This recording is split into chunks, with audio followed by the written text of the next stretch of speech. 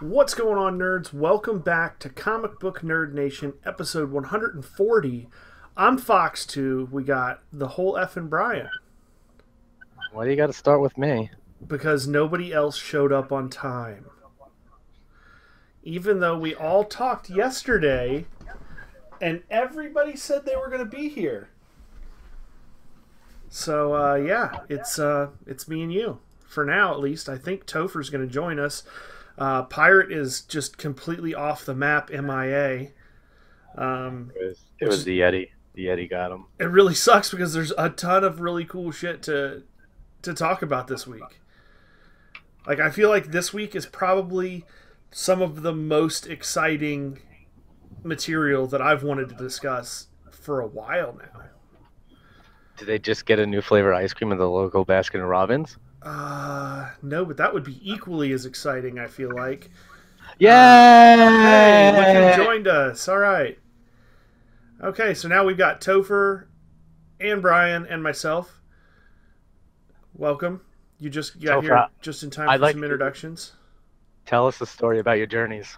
Oh man, so I decided to install Windows 10 this week because I guess yesterday was the last day that that Microsoft would let you upgrade for free. And so this is the first time I've actually tried to use things on my computer since installing it, and I like it. Don't get me wrong, because I have it on another computer, but man, like it's there's some growing pains. It's like I tried to bring up this program, and it's like, you know, we're still searching for a video driver that's compatible with your system. I'm like, okay, so maybe I'll see you sometime this week. Nice. Well, at least you got it figured out, and you're here now. You only missed about 45 seconds of recording, so no big deal. Pirate is MIA. I don't know. I tried to call him. Which it's been swallowed by the sea. His loss. I said it was the Yeti. Before we get started, I wanted to just show you guys a couple of things that I picked up a few weeks ago now, actually. I sent pictures, but we haven't talked. I didn't get a chance to talk about it on the podcast at all. They're not in the best condition, but I got really good prices on them. So I picked up a copy of Superman versus Muhammad Ali. There's a pretty good number of dings and nicks and tears in the cover, but the color's still really good, so I'm probably going to frame that one. And then that'll happen when it's not bagged. Yeah, well, I mean, I got it for $4 for that one. It's hard finding a bag that size. So, yeah, that too. Then I got this here, Avengers number 57, which the glare is terrible in this really shitty case that they have it in. It's actually in pretty decent. I took it out just to see what condition it's in. It's in pretty decent condition. I'm probably going to send this one off to get it CGC graded, but this is first appearance of the Vision. So that's super cool. I'm really pumped about that. Two really good finds at like our local flea market that just somebody was selling them for a friend, and I got them for like a super good price. So I need to go flea market diving again. It's tough up there. Quite a time. It's tough. It really is. Either you guys pick up anything new that you want to mention lately? Not super recently. I think I showed you guys the last few ones I get. I showed you the X-Men 4 and 5 that I picked up? No, I don't think we talked about that on the podcast. Did we not? Do you have them within arm's reach? Probably. Give me a second. Okay. What about you, Brian? You got anything that you want to... I picked things up and put them down. Share, show and tell? I picked them up and put them down. Okay. Well... I don't think I've gotten anything recently. Really? That surprises me, because you're always getting, like, cool shit. I don't think it's been cool shit. I've been fucking frantically sorting, bagging, and reboxing my comic book. How's the sorting going? It's terrible. So terrible. Dude, I learned a life lesson. My life lesson is start when you start picking shit up and just keep on sorting as you go. Did I learn that? No.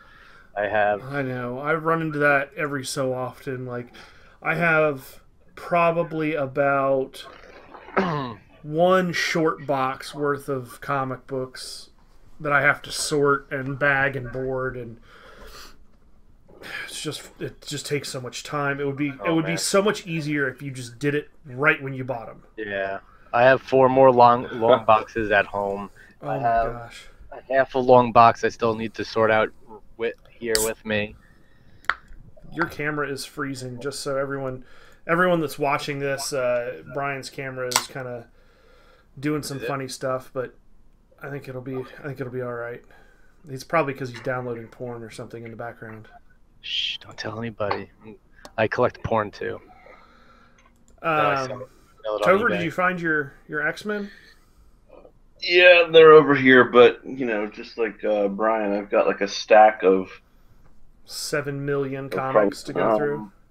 There's probably a long box and a half worth of stuff that's like kind of stacked over here in the corner, like just waiting. Like some of it is bagged and boarded, and then I've got like probably a full long box worth that's still in like the original, like just plastic bags that I brought them home from wherever I got them in, which is pretty ridiculous. But you'll have that.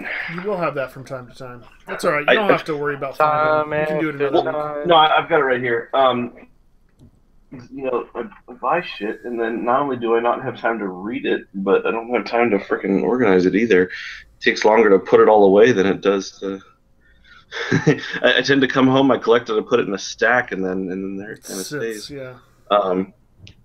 So anyway, this is my X-Men number 5. It is in really good shape. That's you can see the whites are very white. The pages are pretty crisp. The inside, make comics great again.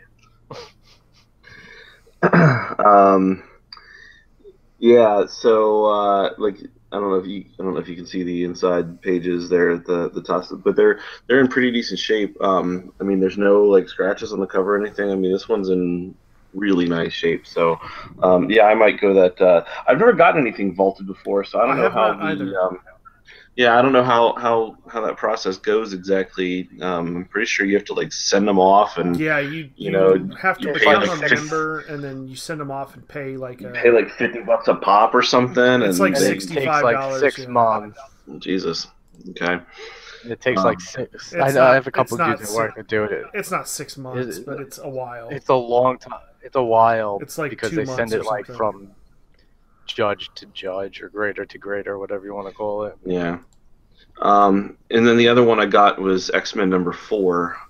So this is my oldest X-Men issue. This is the first appearance of Evil Mutants.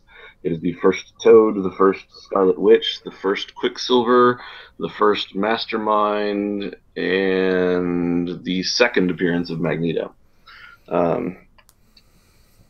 This one's in almost as good a shape. I love the colors on this one. Yeah, the colors I like that cover. are in great shape. If you look close, there's like a small tear along the top. Just that's not going to hurt it that much. Tiny little one up at the top because the cover doesn't quite line up. Like the interior pages are kind of like it's rolled a little, yeah. Yeah, not necessarily rolled, but like I don't know if the staple slipped slightly, but because I guess the bottom lines up evenly, but like the pages are slightly uneven size, so the cover overhangs the pages a little bit at the top, and so that's why you kind of get that little rip at the top, and the pages have a little bit of yellowing to them. So this one's probably not quite as clean as the number 5, but the being number 4, it's probably still worth way more.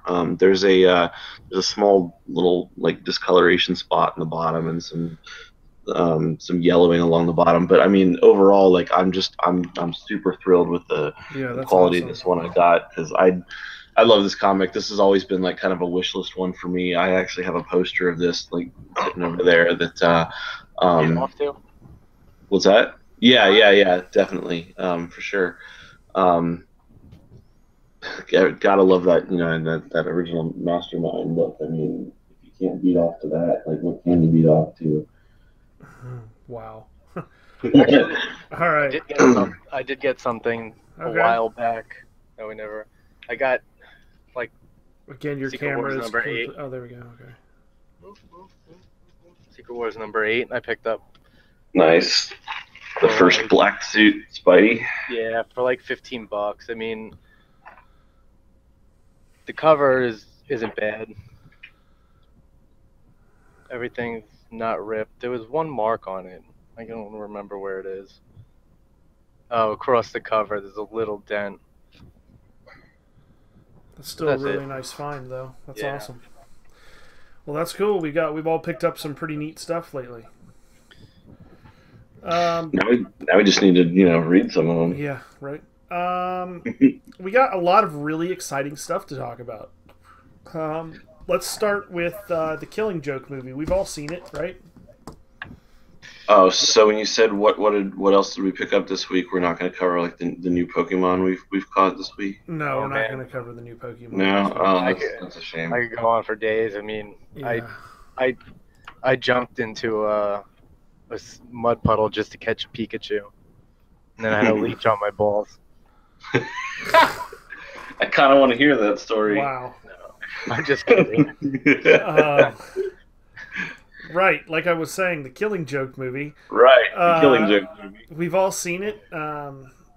Spoilers, I guess. You I could don't. say spoilers. By now, I think it comes out. It's on already DVD out on digitally. Tuesday. It's out digitally. It came It's out out on the. digitally. It came out on the 26th digitally. Yeah. Well, spoilers for those who don't like digital copies and like physical copies. Yeah. So. Yeah. And for those who haven't read the graphic novel that's been out for 30 years. What did you guys think of this movie? Go ahead, Topher. All right. So, for those who don't know, like the graphic novel by Alan Moore is has always been described as like possibly the best Batman story like ever. Like it's always been rated It's pretty always close in, to top 3. Yeah, it normally ends up in first place in terms of what are the best Batman stories. So it's an important story. It's a good story. There are still detractors of the original source material, so some of those problems are here as well. But it was originally a graphic novel, not a comic arc or anything. It was originally just the graphic novel.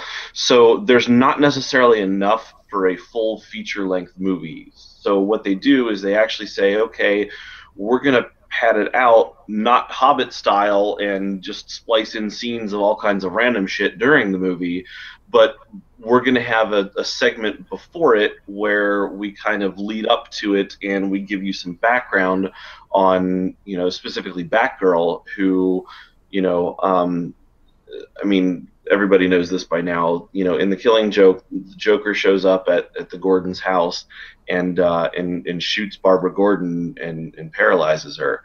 And if you're familiar with Batman, then that scene works. If you're just going to see a movie, in the context of that movie, they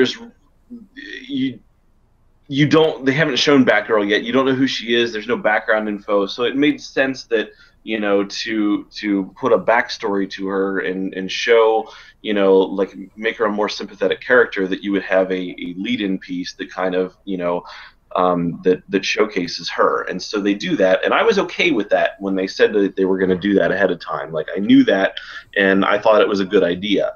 But I'm curious because they end up deciding to use an interesting romance aspect in it between Batgirl and Batman.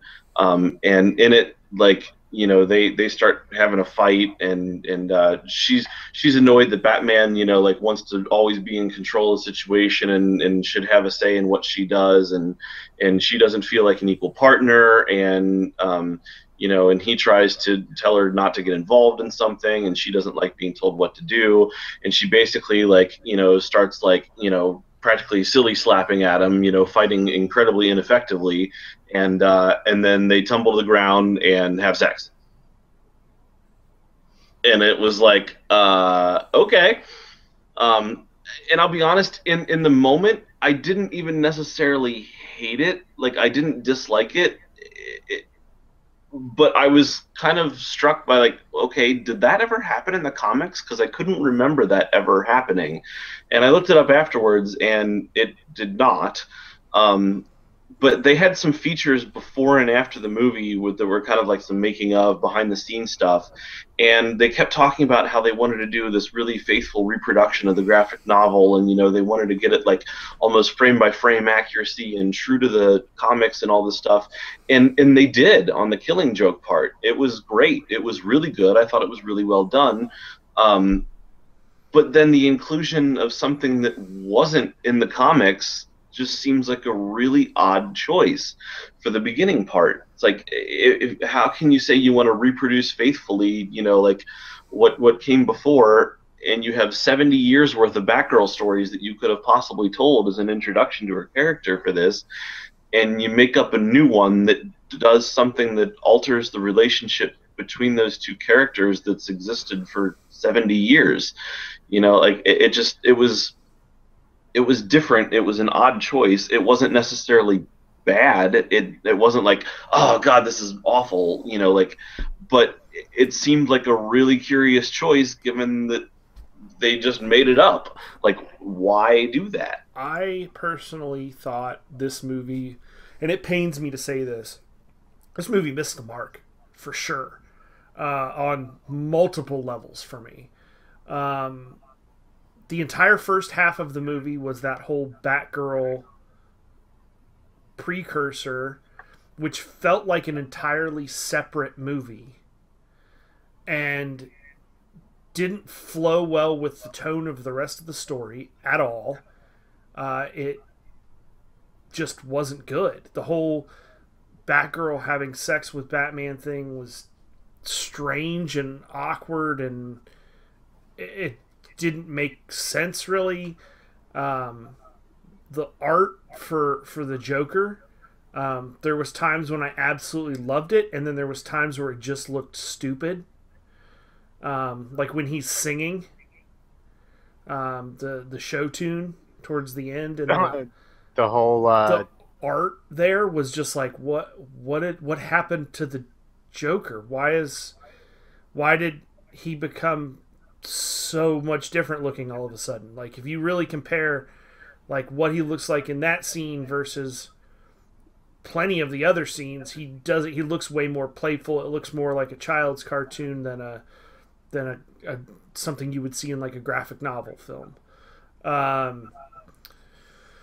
What else? The tone of in the book, when Gordon is going through like the roller coaster ride or whatever you want, the haunted house type thing, the tone was very ominous and very psychotic, and it really was just twisted and deep, dark feeling, that you got this sense of impending doom building and building and building in the text.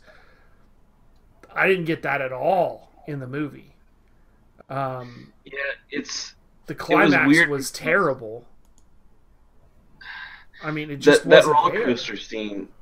Yeah, that roller coaster scene, I'm kind of with you. Like, I didn't dislike the musical number. Like, I thought it needed to be that way, but I thought it could have been done a little more creepily. Like, it was almost a little too amusing. Yes. Rather than disturbing. Because in the graphic novel, yeah, like, he's clearly, like, singing a song, you know. He's definitely singing, like, but it's creepy. It's clearly a musical thing, but you're just reading it, so you can't hear the music, so you kind of identify more with Gordon, because you're like, okay, this is freaky, this is weird, this is terrible, and this dude's singing, you know. But the overarching feeling in the movie is the Joker's musical number, which means you've got this more like a happy-toned Hanna-Barbera scene.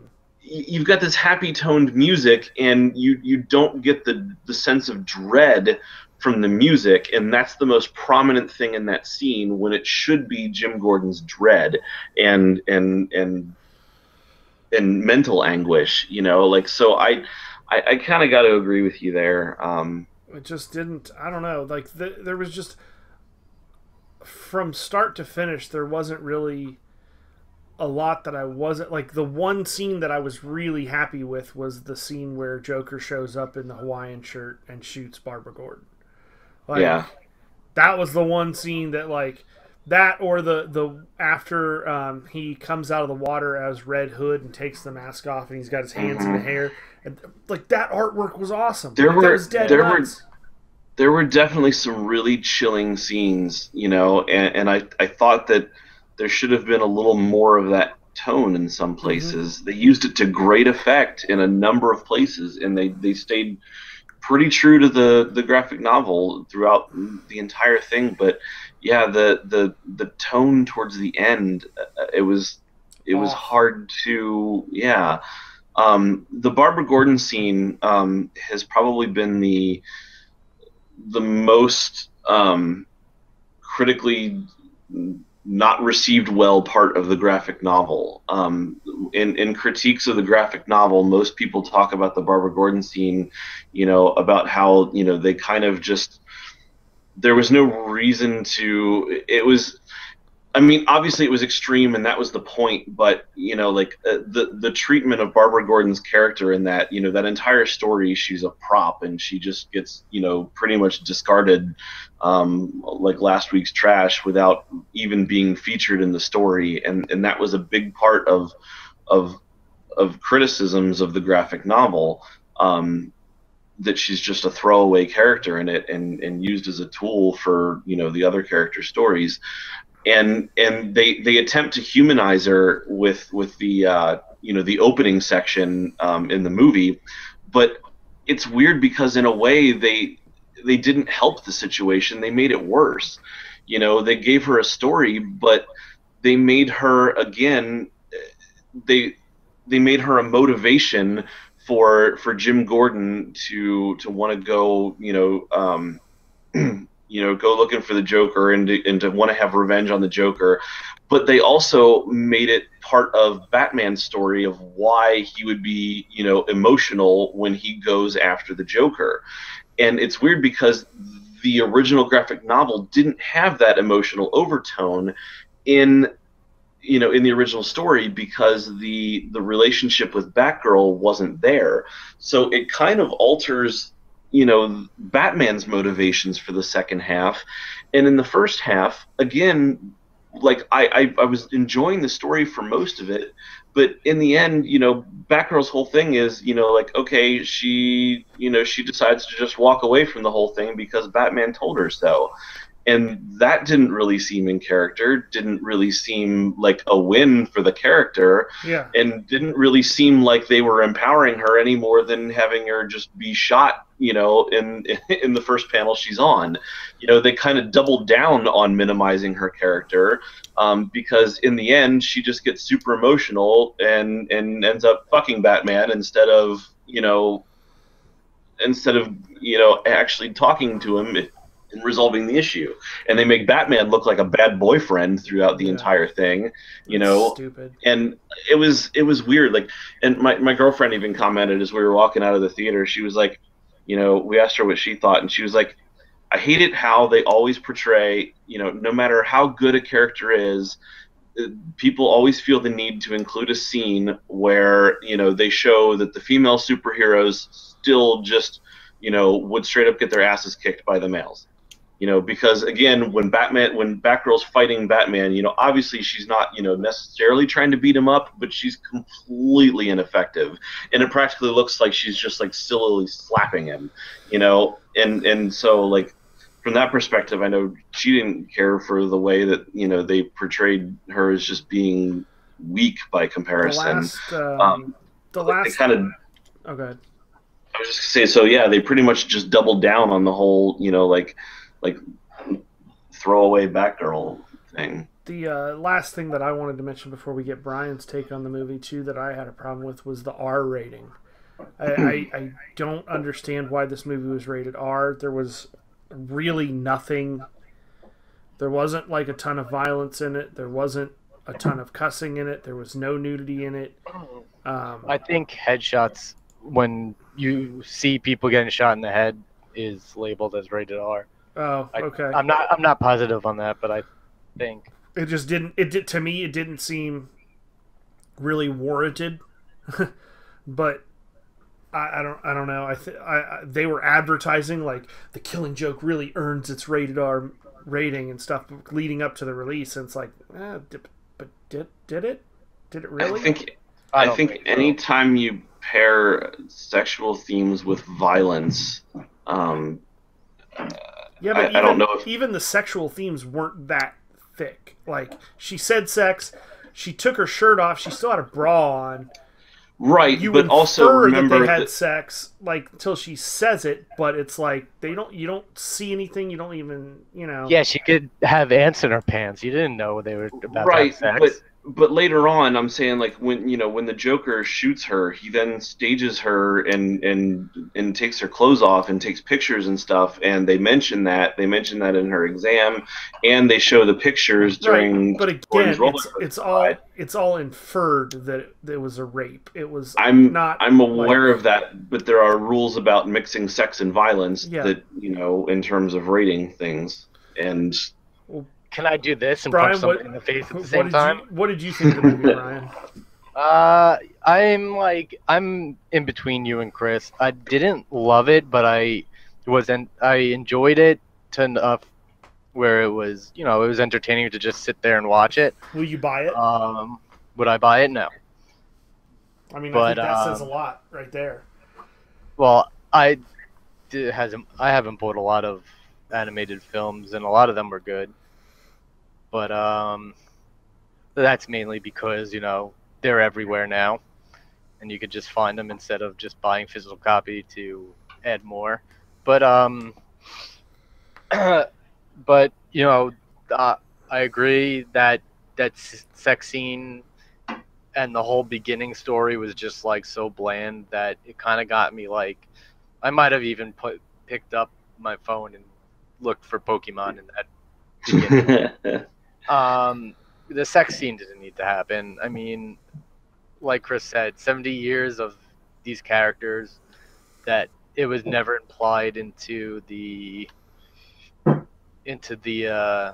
comics, and they just throw it in there for some reason. Why? To just show that Batgirl is like a normal chick that you find at the bar and just wants to jump on somebody's bones because they're frustrated at something, at life, or I mean, it didn't need to happen.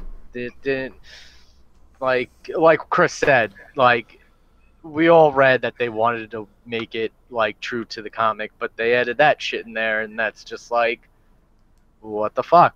It's not true to anything. So I don't know. I was hoping for a lot like more of a twisted feel to it, like the whole movie you're gonna feel like, oh, it's fucked up, but I didn't. I was just like, eh. Yeah, Mark Hamill's Joker is great, though. Yeah, I mean, yeah, he nailed it for sure. Like, he did the best he could with the. I mean, he is the pinnacle Joker. His voice. But, well, I don't know. Leave us a comment in the comment section below this podcast and let us know what you think of the movie. One more thing I wanted to say about it. No, you can't. I thought they stayed very true to the graphic novel. You already said that. Yeah, with one exception though.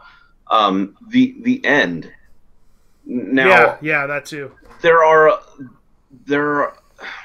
a lot of people who have read the graphic novel for years and don't know that there are other people who interpret the ending differently. there are a lot of, because now mind you, the graphic novel was not originally intended to be in continuity. It was written outside the comics as an original graphic novel and was meant to just be a standalone story outside, but it garnered so much attention, and there were a lot of really good elements to it, that the comic writers, following the graphic novel's release, decided to work those story elements in and go with it as if it had happened in continuity. And so Batgirl stayed paralyzed, she became Oracle, like that stuff stuck.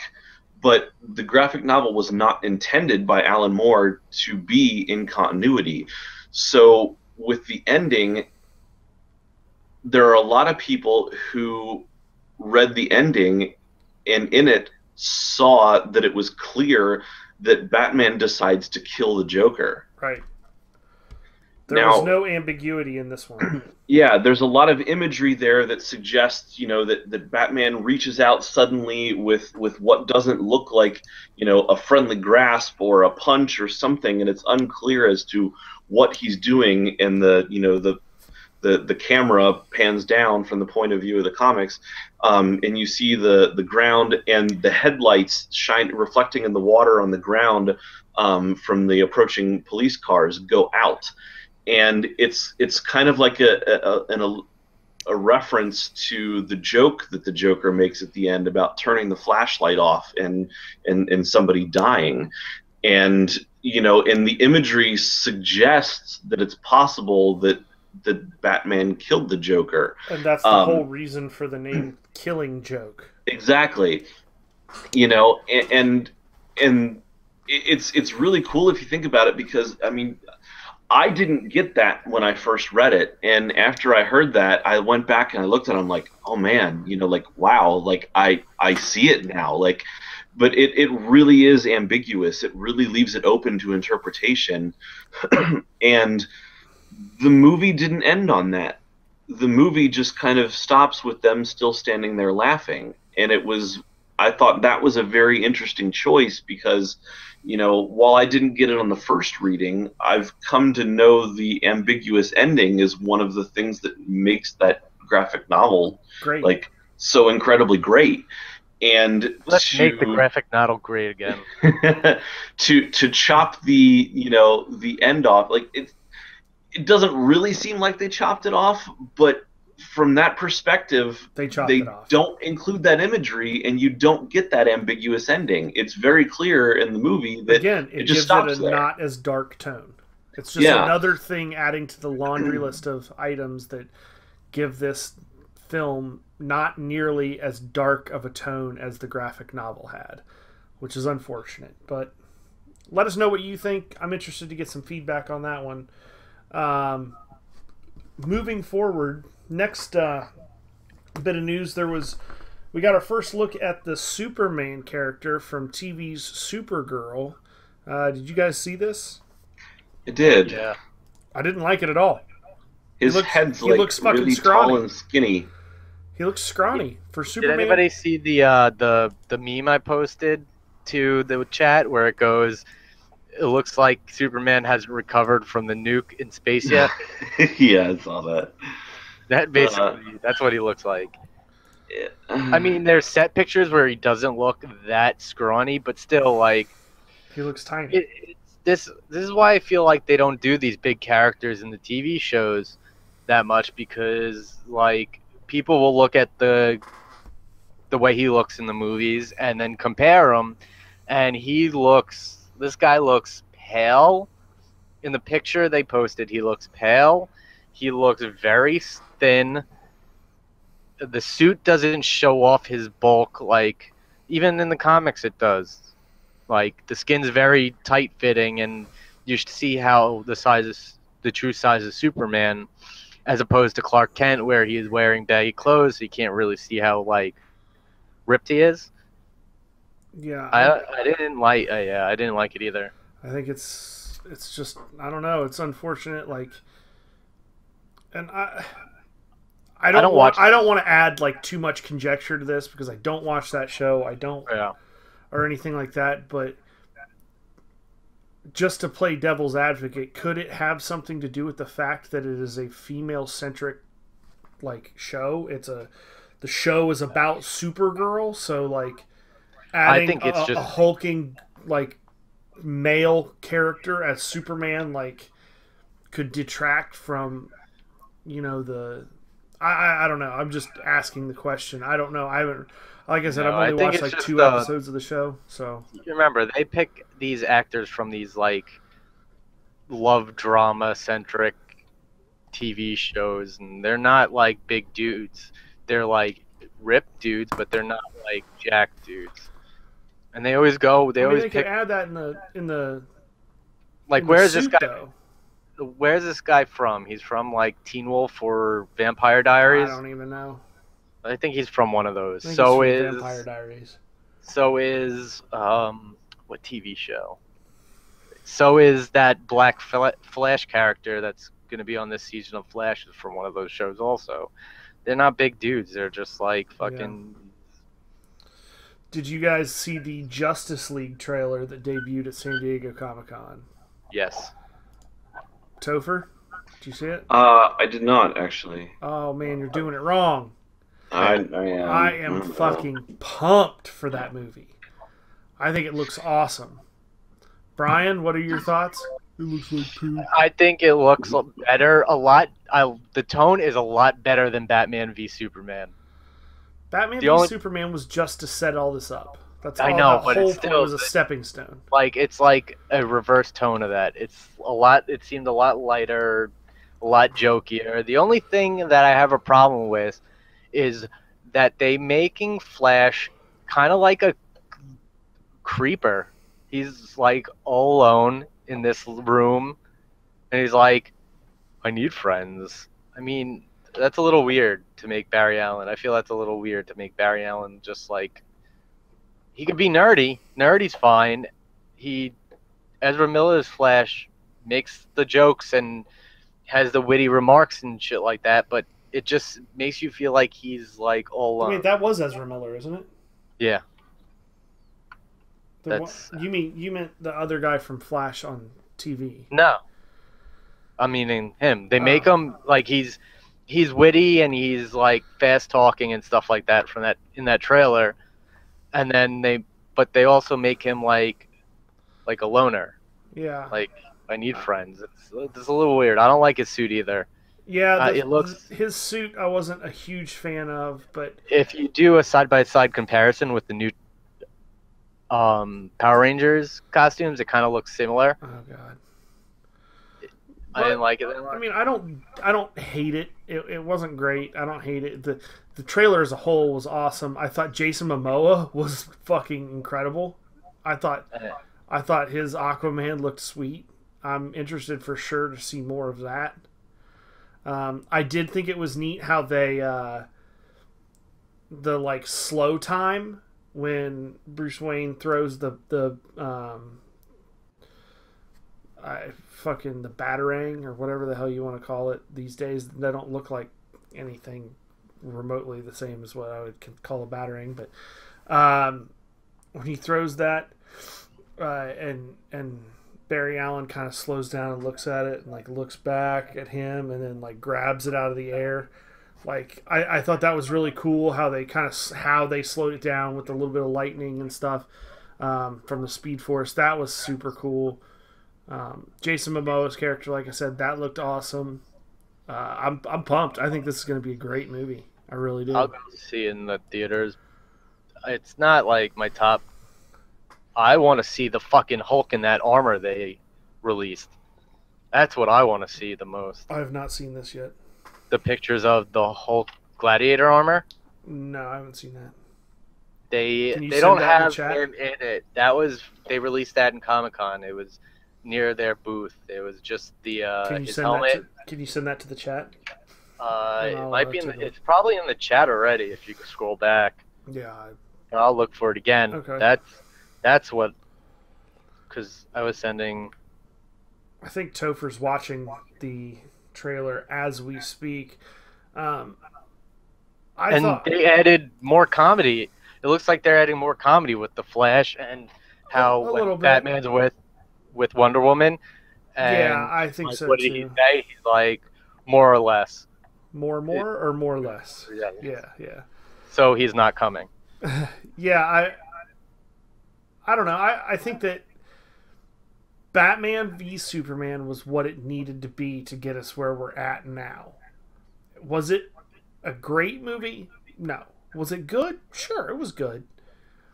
But now it covered enough material that now you have the basis that you can have these crossover movies.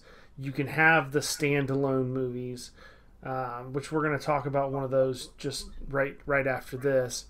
I think this is going to be awesome. I really think that DC is headed down a very similar path that Marvel Studios has gone down. They're still trying to make it go quicker than Marvel did. Well, they have to. They have to play catch up, because at some point, comic book movies are no longer going to be popular. Everything comes and goes.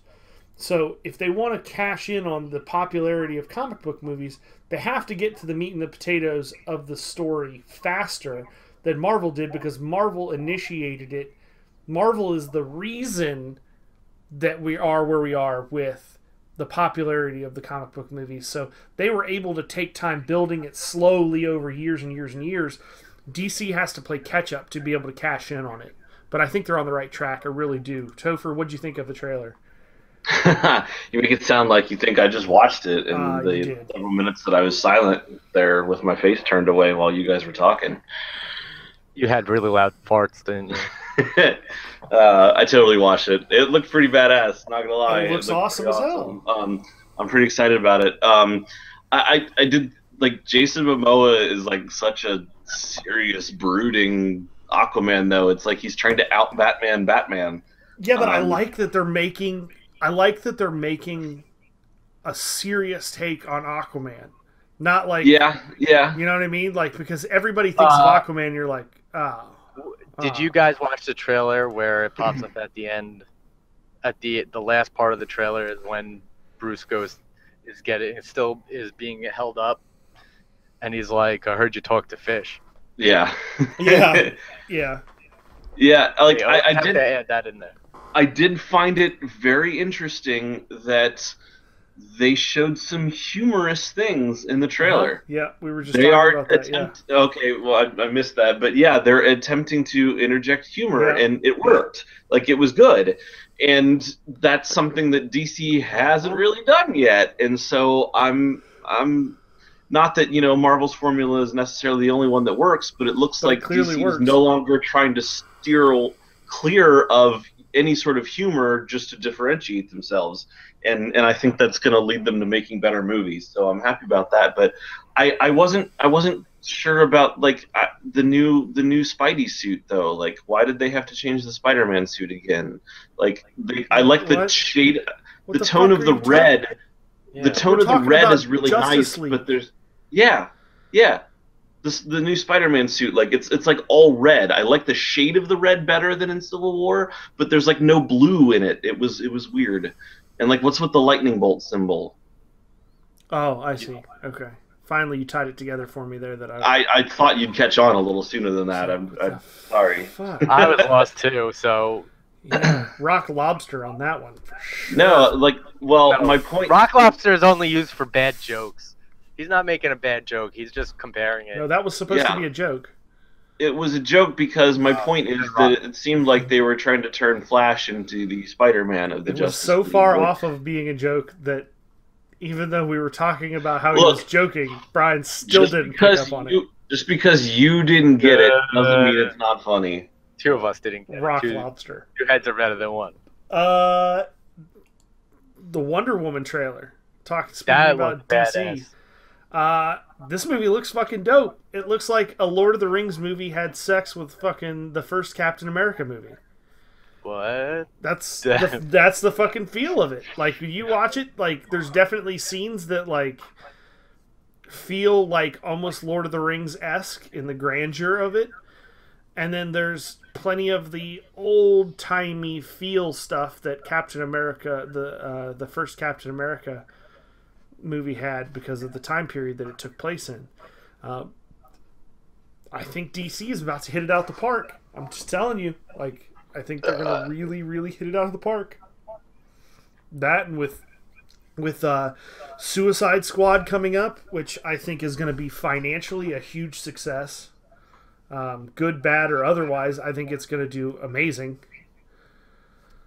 I think DC's on the rise, for sure. Yeah, Suicide Squad. It looks like a lot of fun. That comes out this Friday? Yeah, it comes out this Friday. Yeah, in like a week. I think I thought there were some initial reviews out that said it maybe was not amazing, but it still looks like a fun movie, and I'm probably going to enjoy it in spite of Will Smith. Yeah, I don't think Will Smith is going to be that big of a part to really be a horrible detractor of it. I think that Harley Quinn is going to... I think she's going to steal the show. For sure, yeah. Yeah, but I heard most of that. The two of them are the biggest in the movie. Yeah, I mean, it doesn't surprise me. Will Smith is a very popular actor. I mean, guess who the secret villain is? Eli Hubbard comes back from the dead. You don't put Will Smith in a movie if you're not going to use Will Smith. Yeah, use Will Smith. Yeah. And Will Smith doesn't join a movie if he's not going to be featured prominently. If he's not going to be shown as Will Smith. Yeah. Moving along, because we're running out of time here, and I've got one or two other things that I want to cover. The second Doctor Strange trailer came out. This movie looks dope as hell.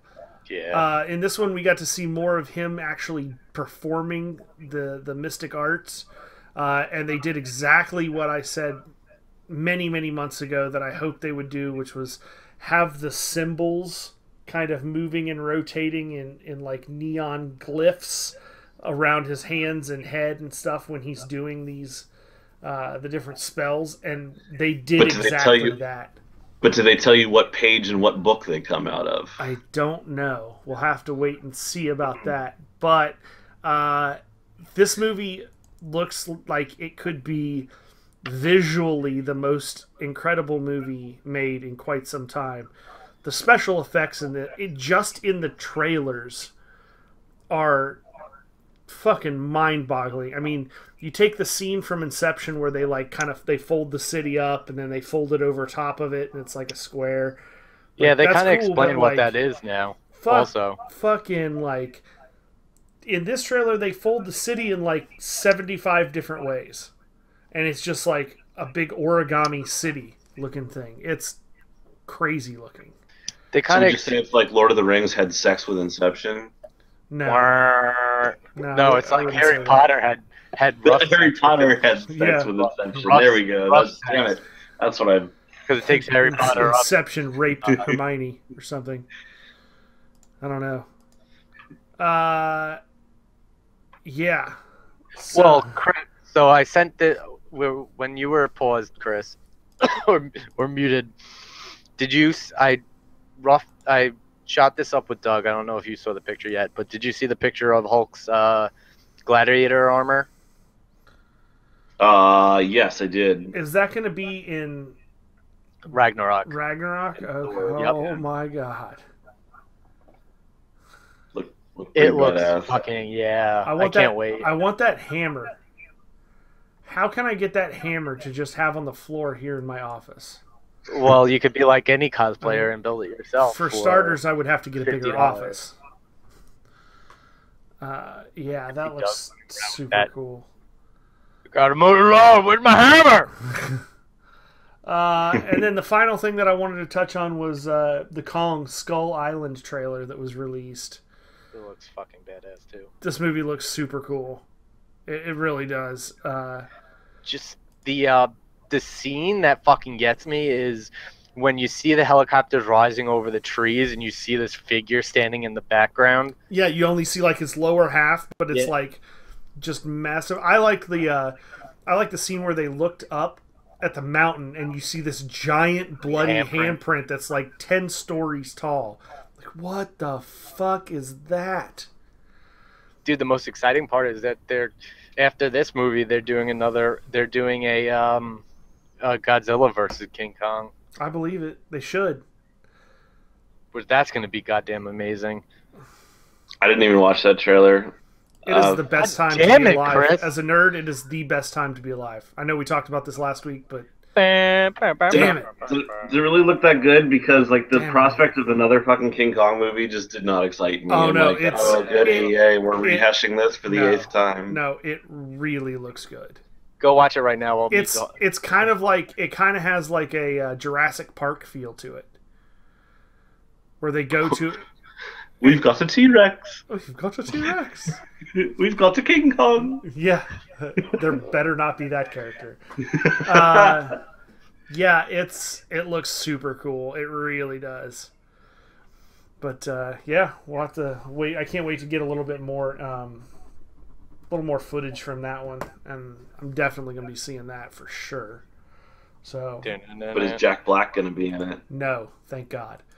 And on that note, Will there be movies? That's it for the 140th episode. I'm Fox 2. We got Topher. I forgot your name. I'm not gonna lie. I'm like, there's a dramatic pause there. Do I have to do something special this Working time? on my or- acting skills. All right, in this scene, you're surprised that there's a Topher there. You remember Topher? seeing him, but you can't quite place where you know him from. So let me feel the shock come through. But you don't want to relay that shock to him. So mute your surprise a bit. Go. We have Topher Perfect. Nailed it. and the whole effing Brian. I don't get a dramatic pause or excitement. Not even Now one of he those. remembered your name. I just I got one of those old Godzilla. All right, we'll see you guys next week.